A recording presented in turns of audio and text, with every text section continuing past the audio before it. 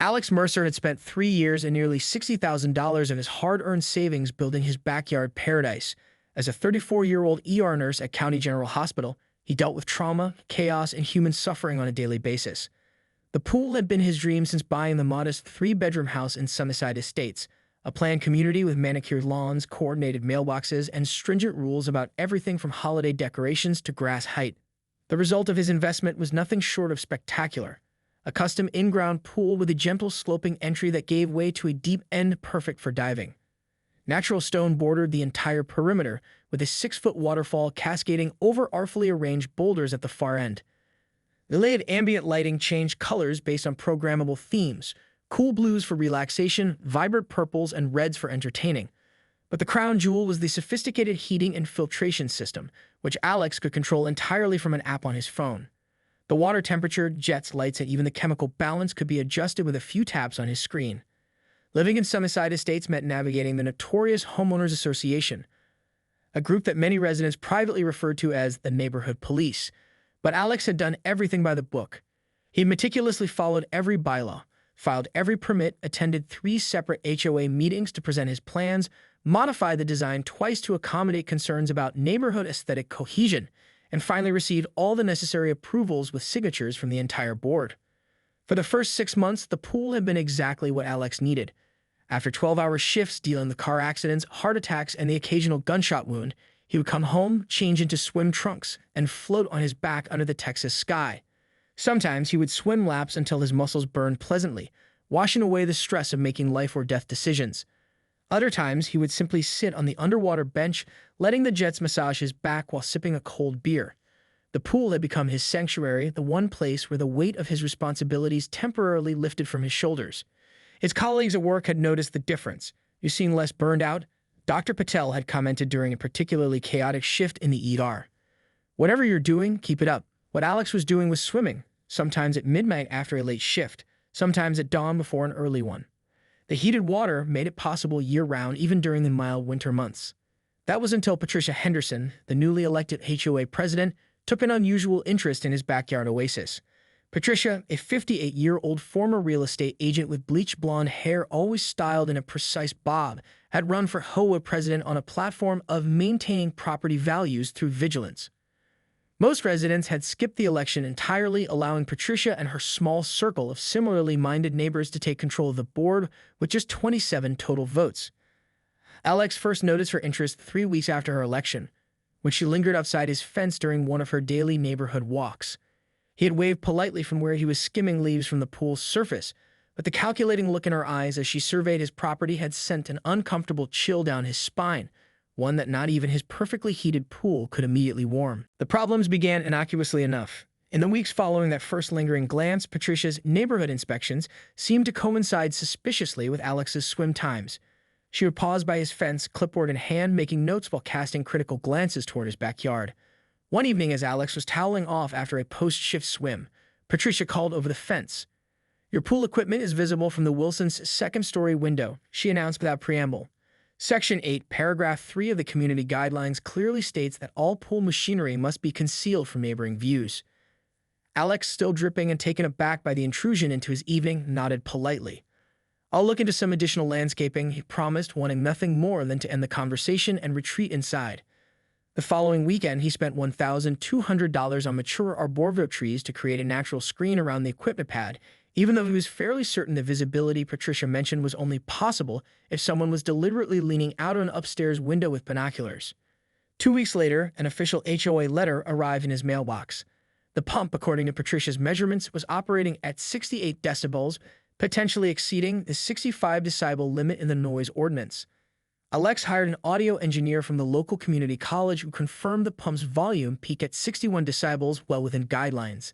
Nevertheless, Alex installed a sound dampening enclosure around the pump and adjusted its timer to run only between 10 a.m. and 4 p.m., hoping this would put an end to the complaints.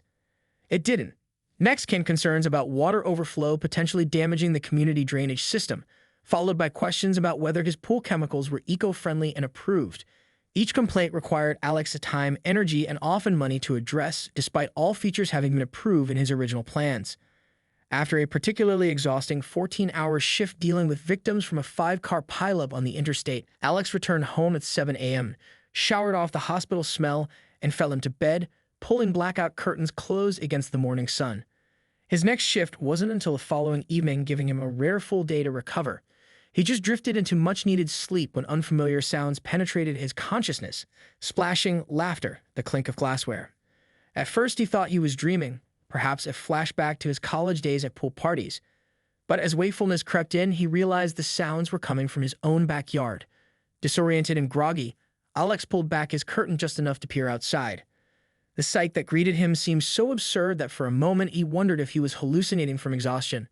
Patricia Henderson, dressed in a floral one-piece swimsuit and wide-brimmed hat, was seated on one of his pool loungers. Beside her were 3 other women. Alex recognized them as Barbara Winters from the HOA Architectural Committee, Susan Phillips, who led the Neighborhood Watch, and Margaret Deaver, who had complained last summer about Alex's 4th of July gathering. They had spread towels across his furniture, set up a portable Bluetooth speaker that was playing Jimmy Buffett at an irritating volume, and were passing around a pitcher of what appeared to be margaritas. A small cooler sat open beside them, and plates of finger sandwiches were arranged on his poolside table. Alex stared in disbelief as Barbara kicked off her sandals and dipped her feet into his meticulously balanced water. They were chatting and laughing as though they were at a reserved cabana at a resort, not trespassing in a private backyard. Most shocking of all, Alex realized as his brain finally caught up with what he was seeing was that they had simply let themselves in through his unlocked side gate, a gate he rarely locked because it was inside the community's supposedly secure perimeter. Alex threw on a t-shirt and shorts, his fatigue instantly replaced by a surge of adrenaline. He paused in his kitchen, taking 3 deep breaths, a technique he used before facing challenging situations in the ER, then stepped out onto his back patio. The women didn't notice him immediately, as Patricia was mid-story about someone named Deborah, who had apparently committed the cardinal sin of painting her front door Bermuda blue without approval. "Excuse me," Alex said, his voice calm but firm. The conversation stopped abruptly. 4 heads turned toward him with expressions ranging from mild surprise to complete nonchalance. "What are you doing in my backyard?" Patricia adjusted her sunglasses and smiled with the practiced ease of someone accustomed to talking her way through awkward situations. "Alex, we thought you'd be at work. Don't mind us, we're just conducting the quarterly pool inspection." "Quarterly pool inspection?" Alex repeated, looking from one woman to another. None of them appeared uncomfortable with the situation. If anything, they seemed annoyed by his appearance. "There's no such thing in the HOA guidelines. I've read them cover to cover." Patricia waved her hand dismissively. It was added last month. Paragraph 17, subsection B, all community pools must be inspected quarterly for health and safety compliance. "This isn't a community pool," Alex stated flatly. "This is my private property. I built this pool with my own money, on my own land. You can't just let yourselves in whenever you feel like it." Barbara chimed in, her feet still dangling in his water. "Patricia is just doing her due diligence as HOA president. After the Garcia children had that terrible skin rash from the Thompsons' pool last summer, the board decided all water features needed proper oversight. The Thompsons don't live here anymore, and their pool was a shared neighborhood amenity," Alex countered, feeling his medical training slipping as irritation crept into his voice. "Again, this is my private property. You're trespassing." Patricia's smile tightened almost imperceptibly. "As HOA president, I need to ensure all amenities in the neighborhood meet our standards. I'm simply conducting an inspection." She gestured to her friends, who were now wrapping themselves in Alex's monogram pool towels, towels he'd splurged on during a rare vacation to a luxury resort. "The ladies are helping me assess the overall experience." "Experience?" Alex couldn't keep the incredulity from his voice. "There is no experience to assess. This isn't a hotel. You need to leave. Now." Patricia's expression hardened, though her smile remained fixed in place. "Actually, the HOA bylaws give the board right of access for inspection purposes. You should read the fine print, dear. Section 12 clearly states that board members may access any exterior portion of properties within Sunnyside Estates to ensure compliance with community standards." Alex knew exactly what Section 12 referred to. It was intended to allow the Landscape Committee to inspect front yards and visible portions of backyards from common areas, not to enter private property uninvited. The clause had been written to address issues like overgrown lawns visible from the street or unapproved exterior paint colors, not as permission for home invasion. "That's a gross misinterpretation," Alex said, his voice lowering as he struggled to maintain his composure. "Section 12 applies to visual inspections from common areas, not entering private backyards and using private facilities." Susan Phillips, who hadn't spoken until now, looked at Patricia uncertainly. "He might be right, Pat. I don't think we're supposed to." "I know exactly what the bylaws permit," Patricia interrupted sharply. "I'm the president." She turned back to Alex with a condescending smile. "We need to complete our assessment. The water temperature seems adequate, but we still need to check the chemical balance and filtration system." Margot nodded in agreement, raising her margarita glass. "The ambience is lovely, though. I give it an 8 out of 10. Alex stood speechless, struggling to process the breathtaking entitlement displayed before him. These women had broken into his property, were using his pool and his towels, drinking alcohol, and now claimed they had the right to continue their inspection. In the ER, he dealt with belligerent patients, wreaking families in life-or-death situations, but nothing had prepared him for this level of audacity. Eventually, after another 15 minutes of circular arguments, Patricia and her entourage departed, not because they acknowledged any wrongdoing, but because they had completed their assessment. They left behind empty margarita glasses, scattered appetizer plates, and damp footprints tracking across Alex's travertine patio tiles. One of Patricia's earrings lay forgotten near the pool steps, something Alex discovered only after stepping on it barefoot the next morning. The incident left Alex deeply unsettled. He installed a padlock on his side gate that very day, but it did little to ease his sense of violation. When he mentioned the incident to his next-door neighbor, Michael, the retired high school principal, shook his head sympathetically. "She pulled the same stunt at the Ramirez place when they were on vacation last month," Michael revealed. "Called it a sprinkler system inspection that time. The Ramirezes only found out because their security cameras caught the whole thing, Patricia and her friends using their garden furniture and drinking their wine from the garage refrigerator." Alex thought the information might help his case and reached out to the Ramirez family, but they refused to get involved. "We're selling in the spring," Mrs. Ramirez explained in a hushed voice over the phone. "We can't afford to get on Patricia's bad side. She can make the approval process for buyers absolute hell." Taking matters into his own hands, Alex invested $1,200 in a comprehensive security system with motion-activated cameras covering his entire backyard. He also contacted a lawyer friend for advice, though she warned him that HOA disputes could be lengthy and expensive. "Document everything," she advised. "And I mean everything." For a week, nothing happened. Alex began to hope the confrontation had made an impression, that Patricia had moved on to harassing other homeowners. Then, on his first day off after a particularly grueling week of double shifts, his phone buzzed with a security alert. The camera footage showed Patricia, Barbara, and 2 different women, one Alex recognized as the HOA treasurer, entering his backyard through the gate. The padlock lay on the ground, apparently picked or cut off. This time they had brought along beach chairs, a large cooler, and what appeared to be a birthday cake with candles. Alex wasn't scheduled at the hospital, but he could finally arrange a long-overdue date with Melissa, a radiology technician he'd been interested in for months. Calling to cancel their lunch plans, he drove home seething with frustration to find the women in the middle of what looked like a poolside birthday celebration for Barbara. This scene repeated itself with variations 5 more times over the next 2 weeks. Each time, Alex documented the trespassing with his security system, photographed the aftermath, and filed formal complaints with the HOA board. The board meetings, held monthly in the community center, became exercises in futility as Patricia, serving as both chair and subject of the complaints, dismissed his concerns as unsubstantiated and petty. Mr. Mercer seems to have a misunderstanding of the communal spirit that makes Sunnyside Estates special, she declared during one meeting as her friends and allies on the board nodded in agreement. Furthermore, his recent installation of surveillance equipment without prior approval constitutes a violation of Section 14 regarding exterior modifications. When Alex presented video evidence of the trespassing, Patricia simply shrugged. The board was conducting necessary inspections as permitted by the bylaws. If Mr. Mercer is uncomfortable with the board fulfilling its duties, perhaps Sunnyside isn't the right community for him. Other homeowners in attendance shifted uncomfortably, but remained silent. The only person who spoke up was Michael, who asked whether these inspections were being conducted at all homes with pools. Patricia promptly ruled him out of order and moved to the next agenda item. Frustrated beyond measure, Alex consulted his lawyer friend again, who agreed to draft a cease and desist letter threatening legal action against both the HOA as an entity and Patricia personally. The letter was delivered by certified mail on a Tuesday. By Thursday, Alex found new violation notices in his mailbox. His backyard landscaping suddenly didn't meet water conservation guidelines, his pool fencing was potentially non-compliant with updated safety codes, and most absurdly, the color of his pool tiles deviated from the approved color scheme despite having been explicitly approved in his original plans 3 years earlier. Each violation carried a potential fine of $100 per day until rectified. By the following weekend, Alex felt trapped in an unwinnable situation. The fines were accumulating at $300 per day across 3 alleged violations.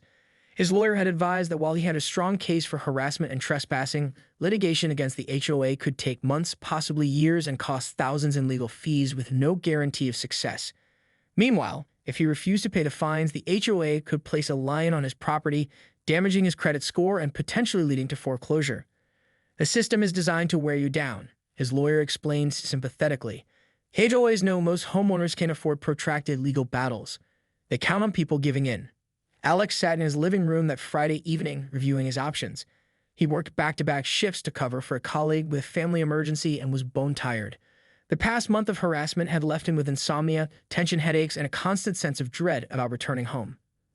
The sanctuary he'd built had become a source of anxiety.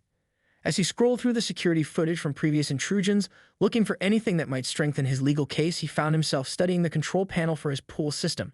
The sophisticated setup had cost extra, but Alex had justified the expense for the convenience of adjusting settings remotely. Temperature, jets, lights, chemical balance, everything could be controlled from his phone, anywhere with an internet connection. A thought began to form, not a solution to his legal problems, but perhaps a way to reclaim some sense of control, some small measure of justice. Saturday afternoon, Alex was at the grocery store when his phone buzzed with a security alert. Pulling up the live feed, he saw Patricia's silver Mercedes parked in front of his house, followed by 2 other vehicles he recognized as belonging to HOA board members. The timestamp showed 2:14 p.m., precisely when his hospital shift would normally begin. They had clearly been monitoring his schedule. This time, Patricia had outdone herself. Not only had she brought 5 friends, the largest group yet, but they had arrived with elaborate preparations. 2 women were setting up a portable canopy over his patio table. Another was arranging serving platters while someone else unloaded bottles of wine into a large ice bucket. His ice bucket, Alex noted with renewed irritation. A 6th woman was unfurling what appeared to be a happy retirement banner across his pool fence. Instead of rushing home in frustration as he had before, Alex remained at the store watching the scene unfold through his security cameras. He observed as they made themselves comfortable around his pool, some lounging in chairs, others slipping into the water. Patricia had claimed his favorite spot on the submerged bench near the jets, a glass of white wine balanced on the pool edge beside her. One of the women picked up a phone, and within minutes, a delivery driver appeared at his side gate with 4 large pizza boxes. Alex watched in disbelief as Patricia signed the receipt, presumably with his address, and directed the delivery person where to place the food. "That's it," Alex muttered to himself, drawing curious glances from nearby shoppers. He opened the pool control app on his phone and checked the current water temperature.